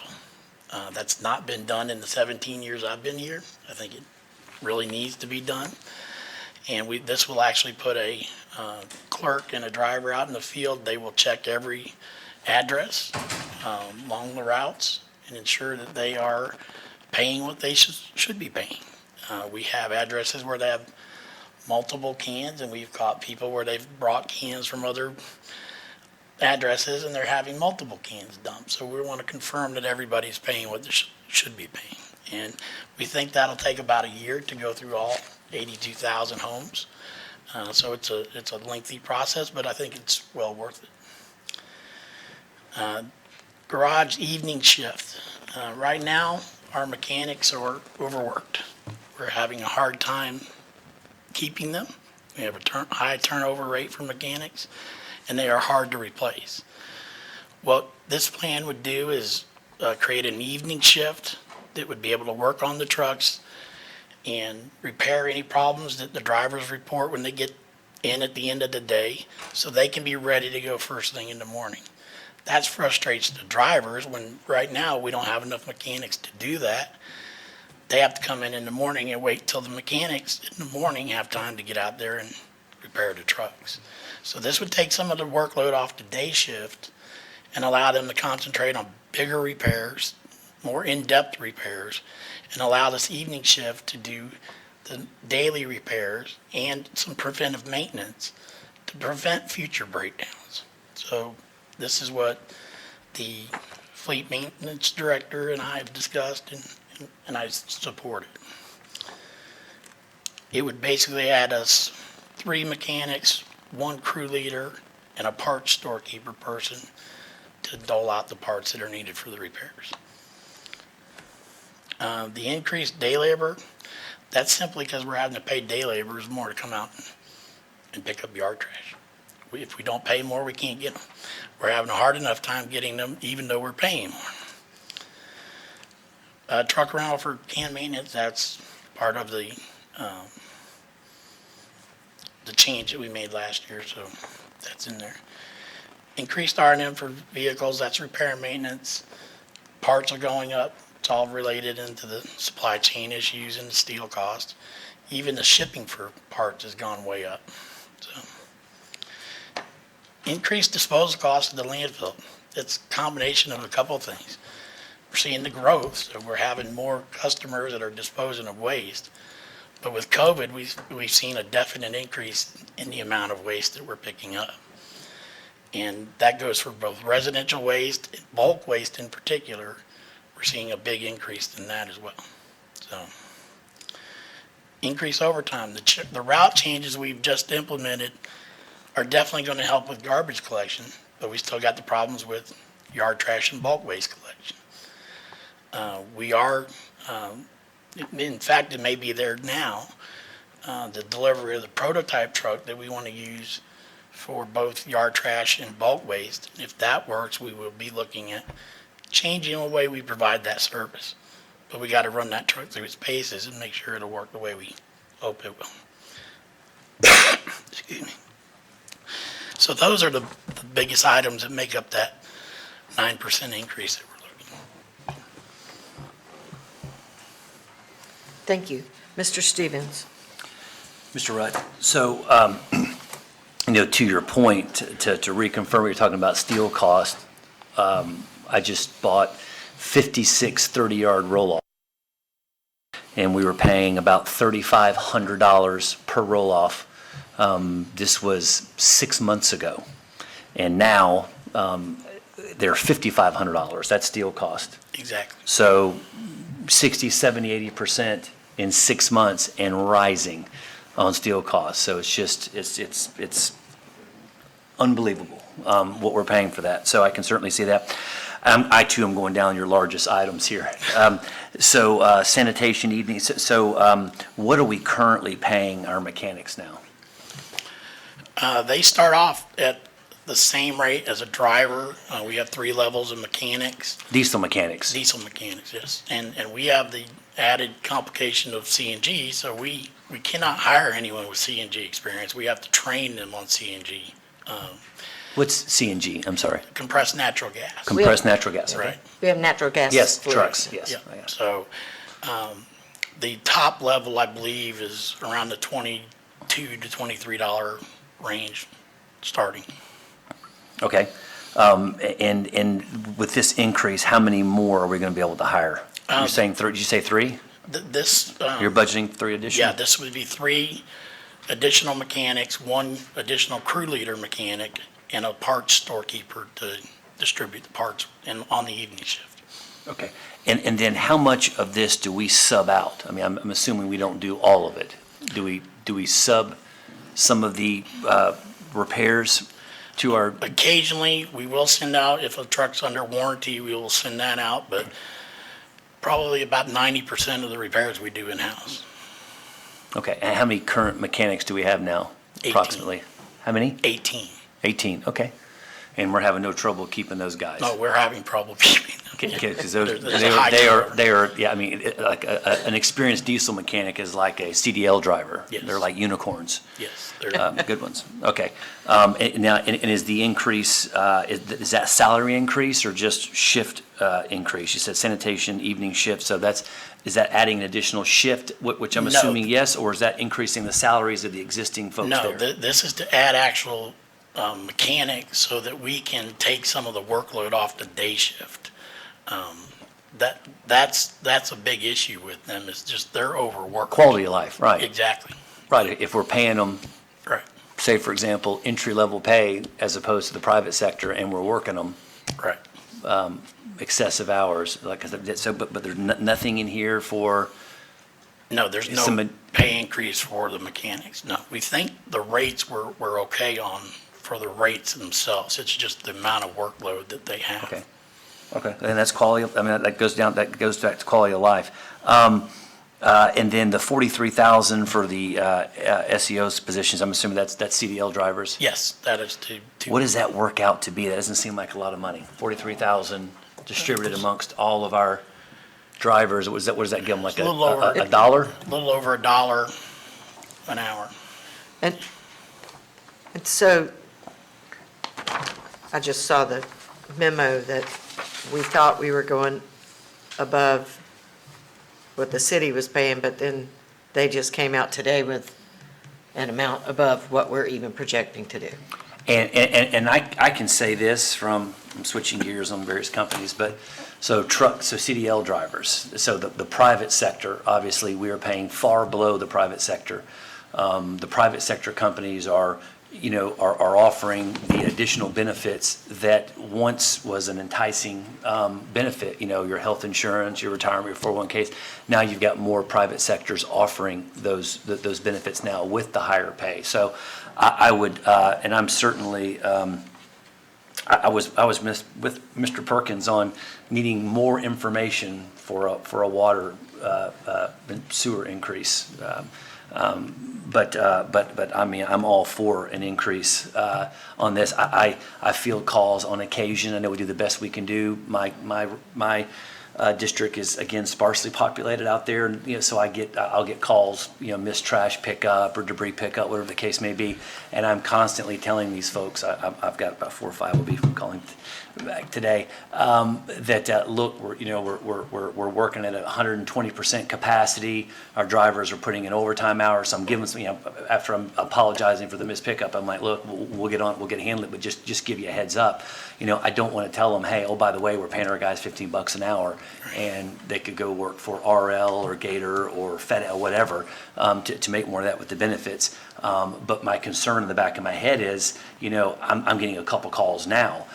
If we don't get ahead of this thing, and I mean quickly, I'm going to be getting more phone calls where all my fellow board members are going to be getting more phone calls on missed pickup and debris because these folks are, I mean, there's more people entering the workforce now because of unemployment benefits and are drying up. And the incentives, it's not, and to your point, Ms. Campbell, it's not just the city we're competing against. Again, I'm going back to beating the dead horse. We're competing against the private sector. And there are already projections. I think, Mr. Gaines down there was talking about what Gold Ring and some of them were paying some of their drivers and the incentive packages and the sign-on bonuses and things of that nature. So I'm just saying, I mean, maybe, I don't know how we can move around some money or whatever the case may be, but I'd like to get these guys, I don't know if we have any female drivers, but drivers more, again, a little bit more money.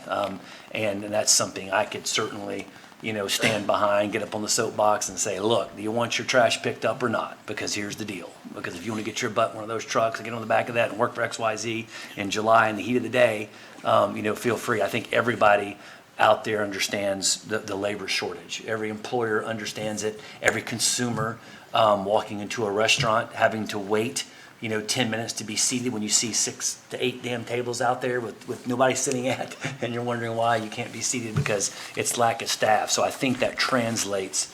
I think that translates to the consumer. So I would definitely like to look at whatever we can do to get that bumped up, maybe $2. I don't know. We need to figure something out. And then lastly, could you explain real quick just the increased cost at landfill, $550,000? Just a little bit. I mean, so what specific? Well, there's a couple items driving that. Okay.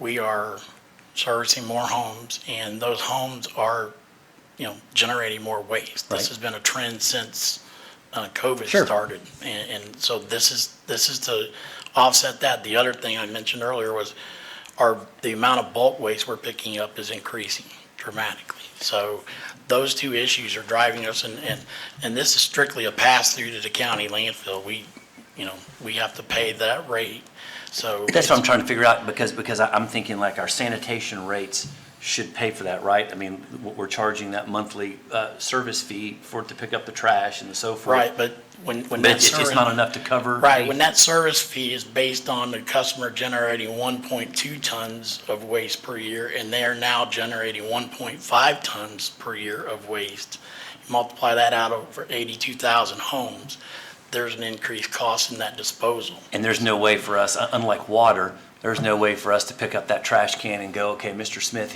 No. his trash can's 60 pounds. Right. Mrs. Jones is 20 pounds. Right. There's none of There that. are places that have tried weight-based rates, but I'll tell you, the scales on the arms are very inaccurate, Yeah. and it leads to disputes with the customer, so most No, places you answered my don't do it. question. I was wondering, why aren't we covering that in the rates? And you just answer it. People are, obviously, they're home more, work from home, they're producing more trash, but we're not able to charge them more money based on weight or whatever the case may be. Right. So it's like the 6-family member versus the 2-family member, they're paying the same rate for their trash service, which I just Exactly. thought about just now, as you just said that. A lot of that might have had to do with Sally, too. A lot of people were cleaning out places they hadn't cleaned out before, so. Well, and that's true. We are seeing a lot of building debris still being placed in the cans. The bulk waste, a lot of that is still from the Sally cleanup. It's we're picking up a lot of extra fencing. Now, Yeah. we do charge them an extra fee for that, but that is a cost still that we have to pay at the landfill. Well, and just in closing, I'm gonna continue to drag that horse behind the truck, is looking at, and I hate to even ask for more money, but we need to have these guys, making minimum, I would think, $17 an hour with the CDL. I mean, we need to figure out what we need to do. I mean, excess of that, senior and so forth, but I can't even imagine even running an ad for a CDL and expect any responses to anything under $17+ an hour for a CDL with a clean driving record, Yeah. because that affects our insurance rates. Yeah, and it's like, Stacy said earlier with construction costs, you're aiming at a moving target. Every time we just adjusted this 2 weeks ago, and we already are seeing where it's raising above what we projected we could get by with. And I think as long as the driver shortage continues, it's going to continue to be a moving target. Right, well, that's all, thank you. Thank you, Mr. Stevens. Mr. Woody? Just to break down those numbers a little bit more, I think we talked about it kind of generically, but let me put some actual dollars and cents to it. Sanitation equipment operator, SEO, one right now makes $14.24 as a base fee, but they also have a proposed or a possible attendance incentive of additional $1 an hour, plus a safety incentive of $1.15 per hour. The rate increase we're proposing would take them up an additional $1.47 to $15.71 as the base rate. When you add those additional incentives, that would bring it up to $17.86. Another component that wasn't mentioned, another component of this program and this dollar amount that wasn't mentioned, sometimes we have a hard time getting somebody who's already has their CDL and all those components. We get applicants from time to time who don't have a CDL that are ripe for on-the-job training and being able to be brought into the program that way. So we've also gone the opposite direction and provided a new SEO trainee position with no CDL. You would be hired with the obligation and requirement of obtaining that CDL within a specified period of time, or you would lose your position. But that starts at $14.24, gets us a chance to get somebody in the door at our program before somebody else's program and try to train them up. Thank you, Mr. Woody. Mr. Brown? One of my questions has been answered. In the grand scheme of things, that I'm in total agreement. This seems to be on what's necessary, but that point 4 for the sanitation, that field audit, do you see that there's enough misuse or abuse of the can uses out there to say that this is something that's going to be ongoing, or is this just a... Typically, you do it, you want to do this once every 5 years or so. Okay. And like I said, we haven't done this in the 17 years I've been here, so I believe there's definitely enough justification to go through this. And is there going to be anything punitive for those folks that you can, let's say the habitual abuser out there? No, we'll just, Take the cans away. remove the extra cans and make sure the billing is correct. Okay, thank you. Thank you, Mr. Brown. Mr. Perkins? Yeah, like in that situation, I don't see, it may bring us additional revenue, but I don't see how it would be a lot of additional revenue. It's like I recently moved, and where I live, it's city sanitation, so it's not ECUA, but I've got 2 of the black garbage cans. I live at the bottom of the hill. I think a storm just washed one of them down there, and I never use it. It's just in my yard, I'll probably call the city and just ask them, hey, when y'all gonna come get this garbage can? Because I hadn't lived there long. But I think we'll probably find situations like that where a storm has washed a can down, and it's just in somebody's yard just sitting there and they're not really using it. So we won't really get much additional revenue. We get the can back, be able to use the can, so that may help a little bit. Well, and there's a cost associated with dumping that can. I mean, the waste in it over the course of a year, that adds up. Yeah, but what I'm saying is a lot of people like that I never use that can. I'll never use it. I mean, I just use the one can. It's just in the yard. It's really in the way, but I just hadn't got around to. I thought they'd come pick it up. I hadn't lived there long. I thought they'd come pick it up. Nobody's come picked it up. But I think the reason nobody's come pick it up, they probably don't know it's there. It's probably got washed down, I'm at the bottom of the hill. There's a storm drain there, so it probably just got washed down during a storm. But I imagine there are a lot of situations like that where people have a can, but they're not putting anything in it. It's just kind of there. Yeah, we have plenty that are using it. Thank you. The one thing I'd like to add is, even with this increase, we'll still be below the city 11%. So, even if we do this increase, we'll still be 11% cheaper than the closest, than the city of Pensacola. Go ahead. Mr. Stevens? No, just real quick, you had made a reference about the memo from the city. Is that referencing how much they're paying their CDL drivers, or how much their rate is going up? They proposed, we thought we were gonna be higher than them with this, and then they proposed an increase today, so. Increase to the To their salary CDL of the drivers. CDL Yes. drivers? Okay. It's like a, whoop, I got you, whoop, I got you. Mr. Woody? Just to follow up to Board Member Perkins' comment or question about the field audit. Typically, you'll see maybe as much as even 2 to 5% with the little errors. Some go up, some go down. If there's only 2% difference in errors where we find people are either not being billed appropriately or maybe just out and out theft of service because we don't have them down there receiving service anyway, that's $539,000 a year revenue. That's a 5-fold return on investment. So if it's a 0.5% to 1%, that more than pays for itself and introduces more fairness to the neighbors who are paying their fair share. Thank you. And that 11% lower than the city, so that's about $3, but I imagine that they will probably be increasing their rate Probably. as well. So that's even without that's against their current rate, not against Yeah. what their rate will probably be. Thank you. So, Mr. Kimball? Well, I'm certainly prepared to make a recommendation or Thank you. a motion, but would it make, I'd ask Mr. Woody and Mr. Wood a question first. I mean, would it make sense to, instead of asking for a 9, to do like a 9.5% with that additional funding to go towards increased salary? I mean, would that be something that would be, because so I mean, 1% is a $269,000 increase to the revenue, so if an extra 0.5% would certainly triple the number you have in there for that figure. So I mean, is that, I don't know, I'm looking for some feedback from staff on that, but. Mr. Woody? It would help us to continue to chase that ever-evolving number. I appreciate that. I will say one thing about the adjustment we made. We have a genuine concern for internal equity for other CDL drivers within our organization and other departments and divisions. We also have a concern for that next level up from SEO 1 to 2.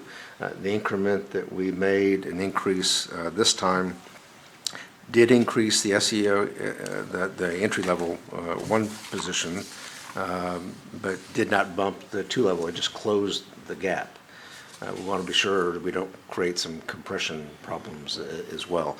The next increment of increase will probably start affecting the level 2 drivers to maintain some separation and may get into some internal equity things. So it's not just another 40,000.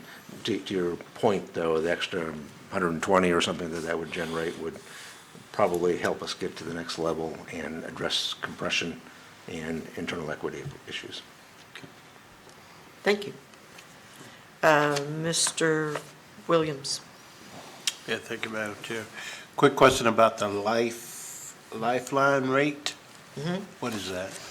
That is the rate that is charged to customers that show they are beyond below the poverty level and receiving SSI from the federal government. They get the reduced rate for the service. Okay, thank you. That's it. Good question, Mr. Williams. Thank you. So, Mr. Kimball? Yeah, so I'll go ahead and make a motion that we consider a 9.5% increase with that additional 0.5% to be used for drivers as staff deems appropriate. So not necessarily just for level 1 operators, however, staff seems to see that. 9.7 cents. Thank you, Mr. Kimball. Mr. Stevens? No, I was just asking Director Woody, before you all asked, what that equates to, since we're proposing, voting for a 9.5% increase, across the board and roughly 10 cents. 10 cents. So roughly 10 cents. So we're looking at 10 cents a month. Yeah, to keep our drivers. To keep our drivers. And like I said, so anyway, just to give you a little perspective, that's 10 cents a month to, and of course, then I'll be getting with Mr. Rudd and the rest of them up because I anticipate fewer calls and emails, like I said, as a result. So I can certainly get behind that. Is that a second? That is a second. Thank you, sir. Mr. Brown? Oh, you're going. I was going to second. Okay, thank you. All right. Mr. Perkins? Well, don't be worried.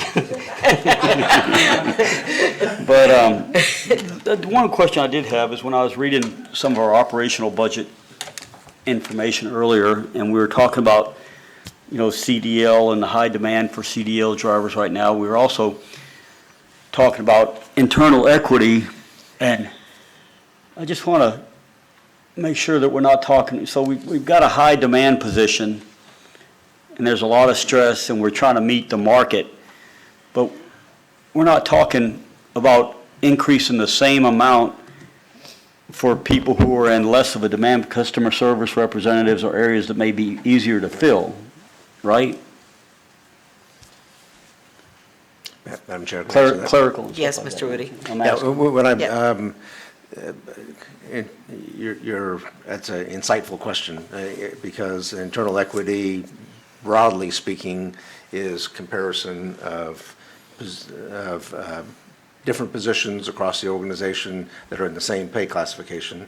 And in that same pay classification, there may be drivers, customer service, other folks that are in the same pay grades, but they're doing different types of work. My concern here isn't comparing everybody that's in the same pay grade. It's people doing the same thing, that CDL drivers. There may be a CDL driver for sanitation versus a CDL driver for operations and maintenance and field staff, but they're CDL drivers. That's the internal equity. So the increase would not be, the internal equity would not be across all pay grades, it would be across similar pay grades in different divisions Yeah, for the similar job. specifically Okay, CDL. that's all I wanted to make sure of. Yeah. Good question, though. Thank you. If no further questions, then please vote on a 9.5% increase for sanitation.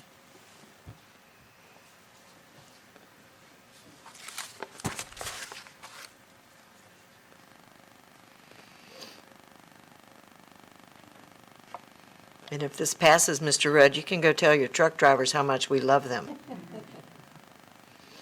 and appreciate them.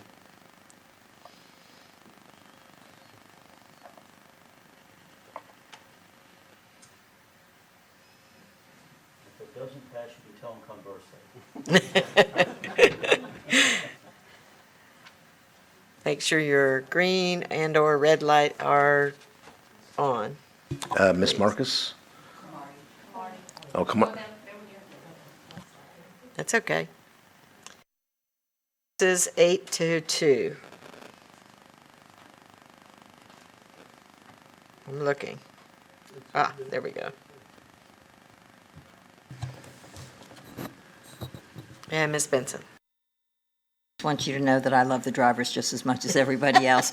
I was just feeling like a tax and spend liberal for a minute today. Thank you very much. And we move now. That was a good job. I wanted to add one small thing on the budget for next year, if we could, on the CIP projects, put a number on the page for the page number that the CIP project is listed on. Because I find myself flipping back and forth quite a bit. But I think that was very good. We move now to item L, which is informational reports. Do we have any questions on our informational reports? If not, we move to unfinished business. And if I have none, move to new business. Do I have any new business? And then I want to move to committee communications. I did have one thing on committee communications. I want to say what a great job our new social media director has started off doing, but we need the help of the CAC and board members. Take a minute and go to go to our Facebook page, and there's a way that you can invite all of your friends to follow our Facebook page. And this is a fantastic way. I wanted to see how she was doing first before I asked this, but I've been following it, and she has some really good posts about fog and different issues. And this is a way there's so much negative now out on the internet and social media and what have you, that it's really a nice way for us to combat that with positive things about the ECUA. So if you would invite, and if you don't, I know you know how to do that, just go to our page, the ECUA page, and invite all of your friends on social media. And I know it takes a little while to do, so I'm just doing like 50 a day, but it's weird because I've been watching as I do 50 a day, then all of a sudden I see click, click, click, click, click, everybody saying, yeah, yeah, yeah. So it's driving. I wanted to see if it worked first before I asked you to do it, but it is working. And so for everybody we ask, then they share that information as well. They share, they share. And so pretty soon, everybody will be sharing the good news about ECUA and not just issues. So that was my only thing. Thank you. Keep a good voice out there. Ms. Benson. I have another item that I would like for us to contemplate. It was about 10 or more years ago that we had a workshop on our mission as an organization. I'm a big believer in mission statements, and I had a meeting today with Mr. Woody and someone else who had a request of the ECUA. And it was not an unreasonable request. It was something that I could wrap my arms around. But I went back home and I thought, is this request consistent with our mission? And our mission is pretty narrowly defined. And this request will come to us. And if it comes to us in that form, I would have to say it's not part of our mission. And I think periodically it is valuable to revisit your mission as an organization, who you are, your mission and your values.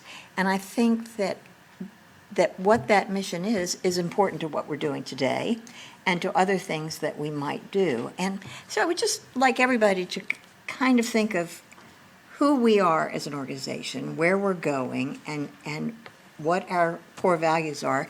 And maybe there's a time, and I'm not suggesting anytime soon, that we would want to go through that exercise again, because it was more than a decade ago when we did that. So just for your contemplation. Thank you very much.